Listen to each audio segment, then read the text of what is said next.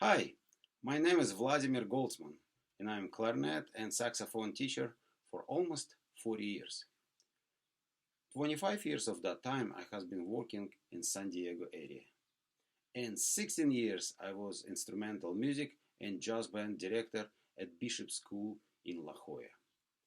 For so many years of teaching experience, I created very good educational system which helps young boys and girls to achieve their goals and get very high level in a clarinet and saxophone field. Some of my students decided to continue musical education in a professional way. I'm very happy to have an opportunity to share my knowledge with you. And today we will talk about an importance of embouchure. What is an embouchure? Embouchure, it's a way how musicians put their music instrument to the mouth. Well, some of you may ask, why it's so important? It looks like very easy. Yes, it's not difficult to just put music instrument and put to the mouth. But in order to get very good sound and avoid unnecessary difficulties during your learning process, you really have to know few things about an embouchure. An embouchure have 6 parts: chin, lips, teeth, tongue, throat, and breathing. Each of these 6 parts are very important in order to get good sound in a music instrument. And now we'll talk about each of these parts. Chin. Before we will talk about the chin, let's make a little experiment. I will play long G, open G, and I'm gonna touch different part in my embouchure. Let's see what happens.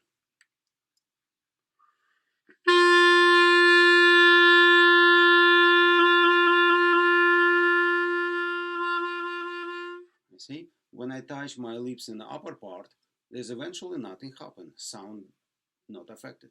But when I touch in the bottom part, there immediately interruption of the sound. So, what happened? Very common mistakes for young musicians when they moving chin up, like that, while they playing. So, chin with lips and the teeth under, all smash it to the reed, pressing to the reed, and actually reducing, it's all cause the reducing space between reed and mouthpiece. It's hard to blow. You can get notes in a time. Let's say if you're in an orchestra situation, conductor show you beginning, your sound not appear. Plus intonation, your pitch of notes you're gonna play, it's gonna be very high. So it's really things you have to avoid in your play. Other part, if you're gonna move your chin very down, your sound will be very, first of all, your sound will be unclear, and pitch-wise will be very flat. Here is example. First example, I'm gonna try to push my lips up.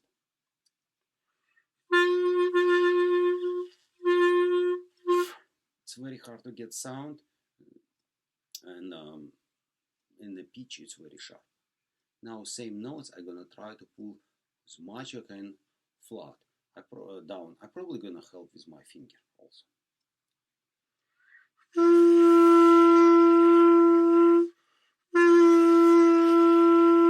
So sound very like unclear and pitch-wise very flat. So both this pressing and loosening too much, it's not good. It's just example, it's like pencil. You need to find balance, so center of the pencil, it's will called as a balance.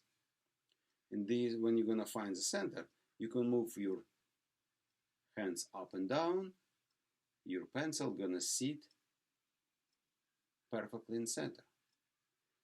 all the way these directions, let's say it's loosen, it's not good.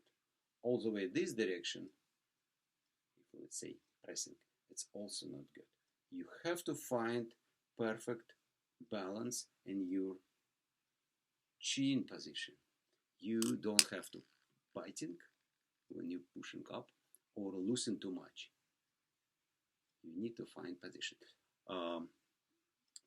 Here is some exercise you may use which may help you to get this feeling. Feeling is probably the most important word, because if you will get feeling, it will help you to keep chin in right position even without looking in the mirror, for example. By the way, I would like to recommend you, especially in the beginning, if you're gonna try to adjust your chin position, use mirror. It will help you it will save your time and help you to find your feelings sooner. So here some of my students told me that if you will pretend like you have juice with straw and try to drink, like sucking juice through the straw, it will help you to create right position for your chin. So chin have to be flat, contoured. There will have to be no any air bubbles in between your chin and teeth inside of your mouth. Again. Here is wrong position. Here is right position. Wrong. Right. When you rotate the wrong position with the right position, it may help you to identify muscles, so you can make control of your chin without using mirror. Another exercise you may use, pretend like you have saliva inside of your mouthpiece you would like to clean. It's actually same direction, like sucking to keep your chin in right position.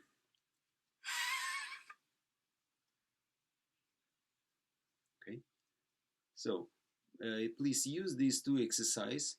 It may help you to identify which muscles you have to use in order to keep your chin flat.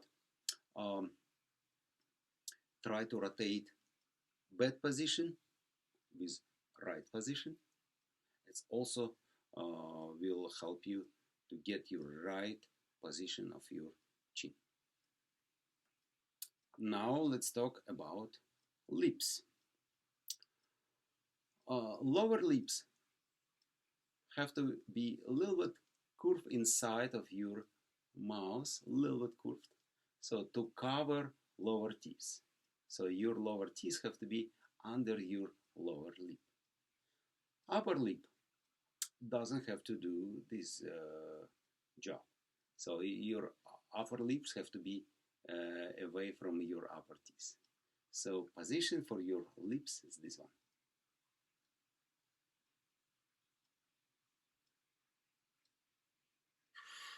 Upper lips you may flip up, and while you pick up the air.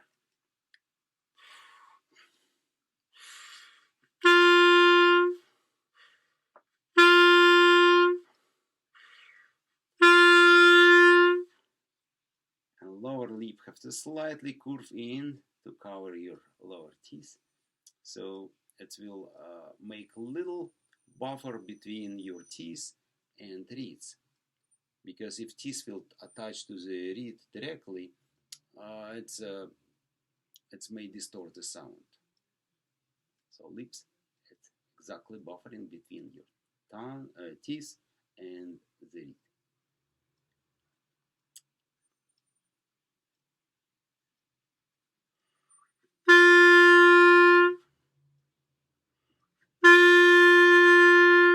And flat chin. Teeth. As I mentioned earlier, your lower teeth have to be covered with lower lips a little bit. But your upper teeth will not be covered by lips. So your upper teeth going directly to the upper part of mouthpiece. Usually it's half an inch half an inch from the tip of mouthpiece where your teeth should be located. Half an inch. Why this distance, not longer or shorter? If you're gonna pick up more mouthpiece and mouth, it's gonna be a little bit harder to control the sound. Your jaw muscles probably will get tired very quick. If you're gonna put too little, it will be very hard to work for tone, which we'll cover a little bit later in our video. So half an inch, it looks like best position for your teeth on top of mouthpiece. Here is the position.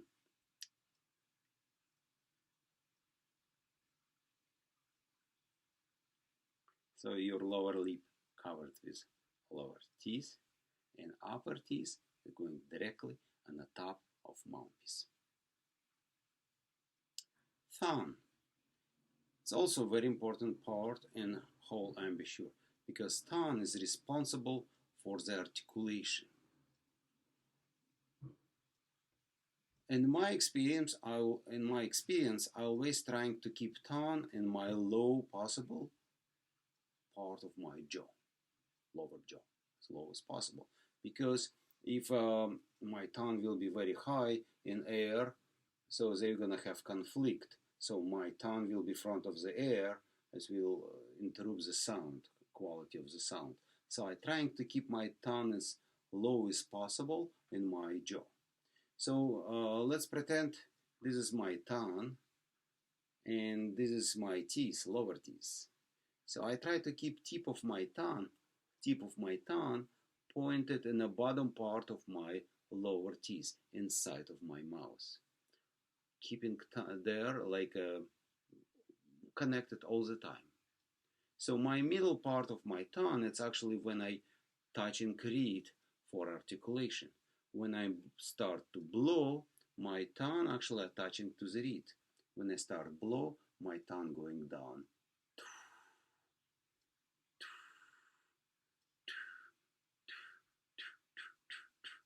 So this is how articulation happens.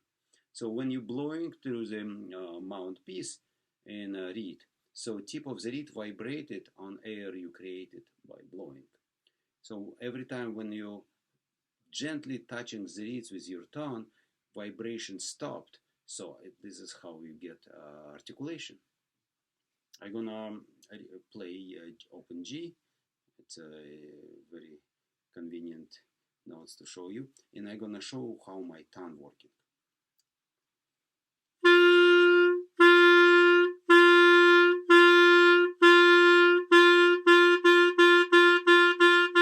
See, every time before I'm tonguing, my tongue come back to the reed. Do, do, do. As soon as I send my air and move my tongue down, there's immediately sound. Also for staccato, for a single staccato, slow staccato, I'm keeping, as I already told you, my tongue in the bottom of my teeth. But as soon as I'm playing faster staccato, my tongue little by little going up, and some point even can come in situation one tip of my tongue touching to the tip of my reeds. It's for very fast staccato. If I have to play even faster staccato, I'm using technique which is called double tonguing. It's a special technique which helps you to play staccato in very, very, very fast way. You can find tutorials on YouTube on free internet sources. There is excellent videos which may help you to learn how to play double tonguing. Actually, double tonguing, it's a combination of fake tone and real tone. So you tonguing once, and then second time, instead of tonguing, you send a spike of the air, like.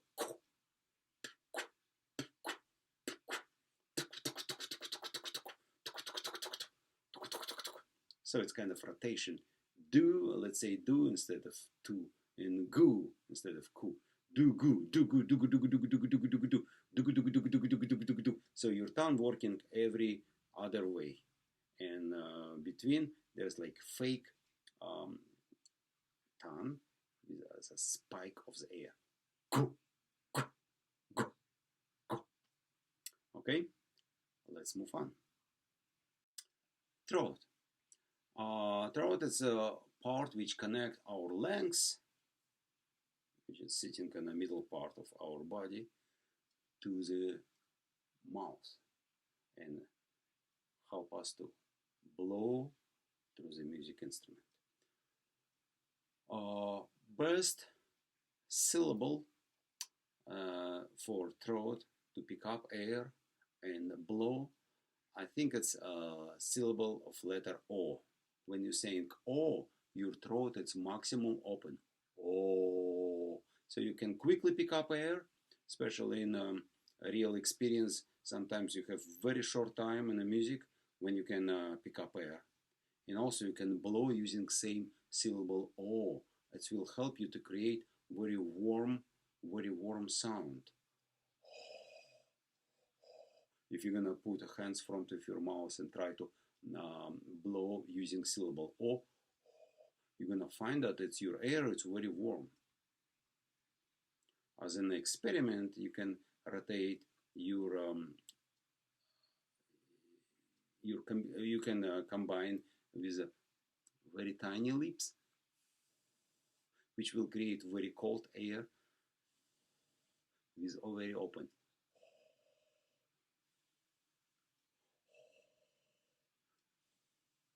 It will help you to identify what muscles.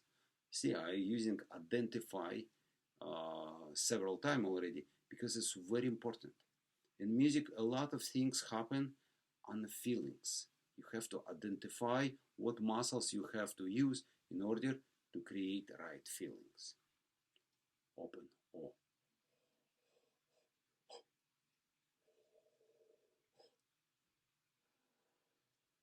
It's very important. Breathing.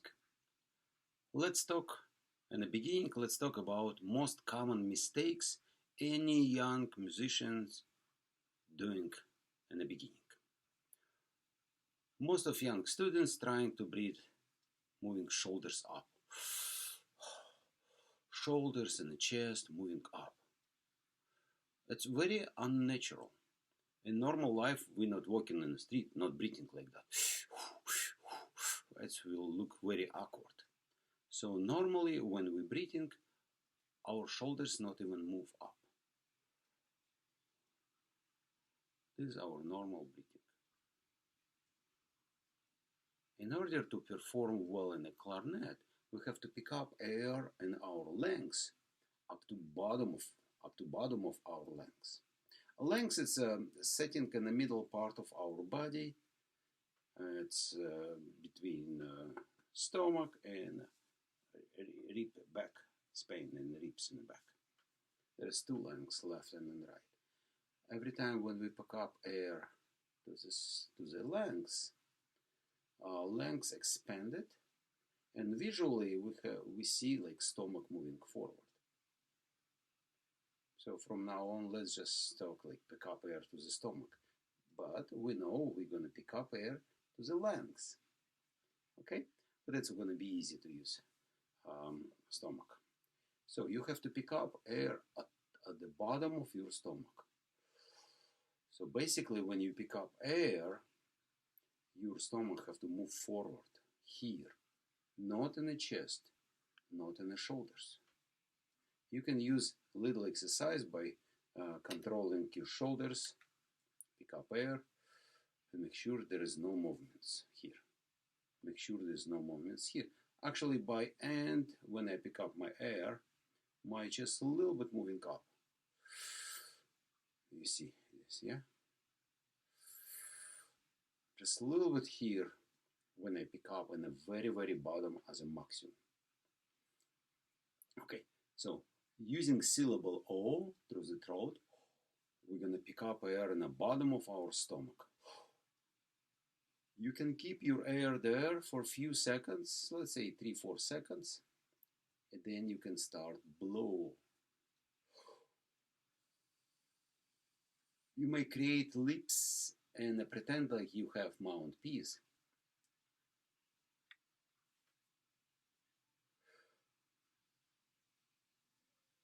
it will create little resistance compared to throat size and your lip size.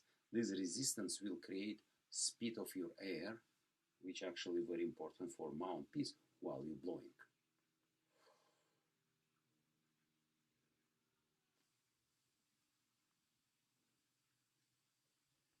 Try to keep your stomach, and I say this, on the front position for a little bit.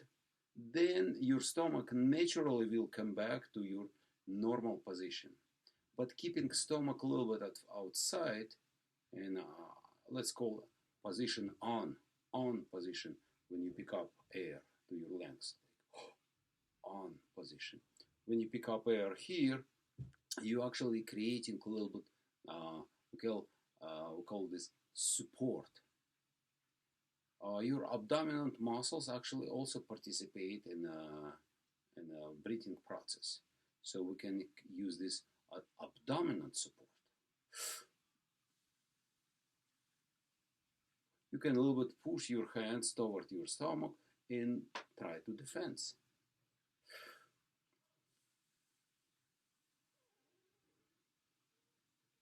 When blowing, you can repeat this exercise many times until you get this very common, until you get the feelings. It's again, I would like to repeat, feelings is very important. Feelings of the blow, lips position, chin position, syllable O, and stomach. When you feel your stomach going out, using bottom, up to bottom of your lungs, and then you're blowing, keeping chin flat. And make sure you're not moving shoulders up.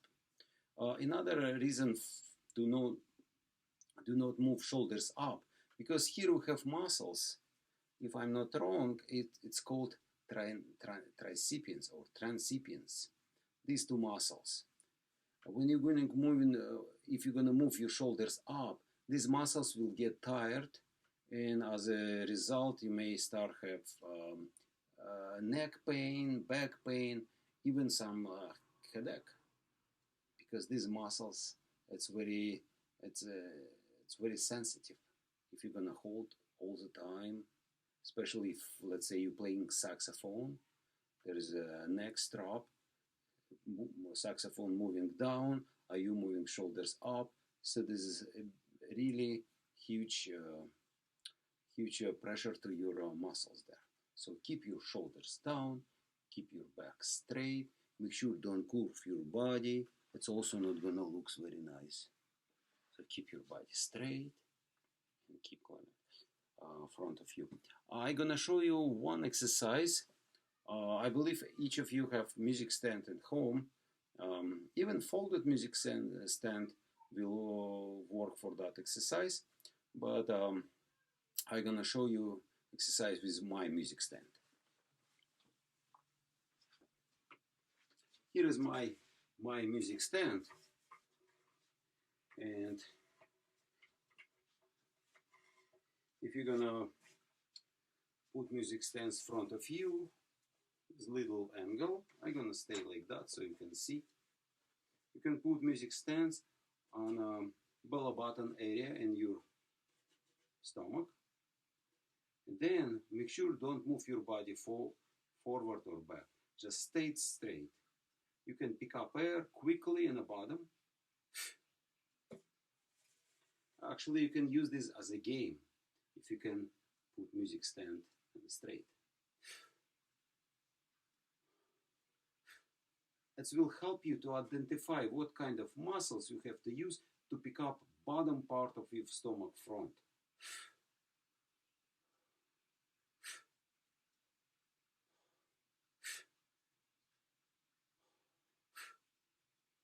It's very good exercise. It will give you more, almost most important feelings about what part of your muscles you have to move forward in order to get your stomach front.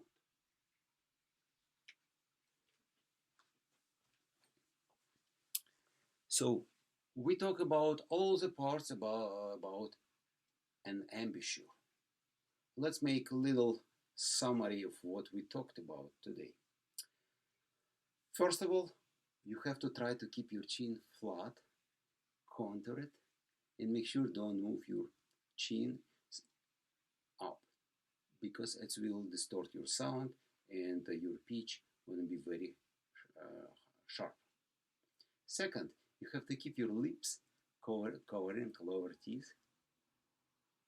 Your upper teeth have to sit on the top of mouthpiece about ½ inch from the tip of mouthpiece. Your lips have to seal around mouthpiece.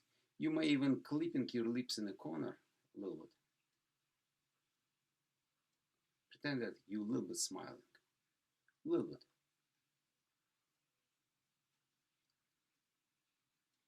This is a very good position. Make sure don't bite. Your lips have to be free of pressure, not loosened, but very well sealed around the mouthpiece.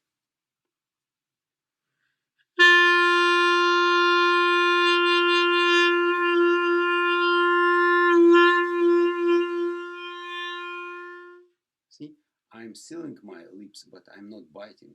So if I want, I can even move mouthpiece inside of my mouth.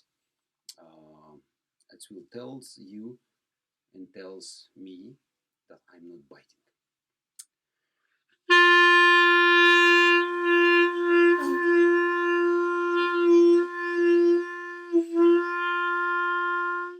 Yeah? Sealed, but not biting. Your throat should be in the position of a syllable letter O. It will help you to pick up air very quick and blow with warm air. And you have to pick up air in the bottom of your stomach and try to keep your stomach outside position for a little bit while you start blowing. And then your stomach, little by little, will return to normal position. If you're gonna follow all these important things, I believe very soon you will notice big changes in your sound. It's going to be easiest to blow, easiest to get different notes, and you're going to be very happy, and you're going to move and improve your skills. Thank you for today, and I hope to see you soon.